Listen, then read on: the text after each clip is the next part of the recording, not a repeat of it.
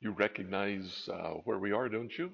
This is the foyer of New Hope Church. In just a few weeks now, we'll be able to come back together and worship together as a body. Today, though, we're still looking at questions that people asked about Jesus.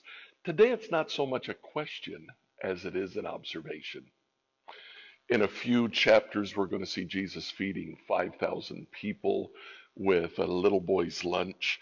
After that, he sends the disciples to the other side of the Sea of Galilee.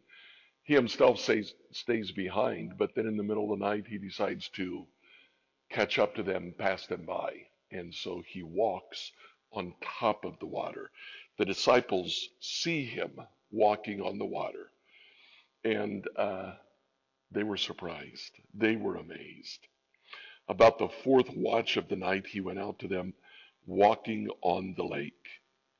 He was about to pass them by, but when they saw him walking on the lake, they thought he was a ghost. They cried out because they all saw him and were terrified. They saw Jesus, but they didn't recognize him. Now, you know the story how Peter said, if it's you, I'll walk to you. And he walks part way and then sinks. But then they get back in the boat and they make it across the Sea of Galilee.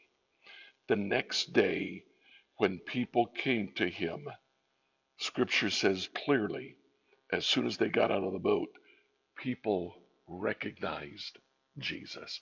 The simple observation that I want to make today is that the disciples saw Jesus walking on the water and didn't recognize him. The people saw Jesus getting out of the boat and they did recognize him. The key difference there, the disciples saw Jesus doing something that they didn't expect. They didn't anticipate. And when they saw it, their lack of anticipation prevented them from recognizing Jesus. Isn't that the way life is? Sometimes we struggle to recognize Jesus's action in our daily life. What is Jesus doing in your life today that you might not recognize? What's going on in your life that could be his action, but you simply don't recognize him? You look and you think it's something else. Open your eyes today and look for Jesus working in your life. Tomorrow on Friday, we'll finish up this series of questions that people ask about Jesus.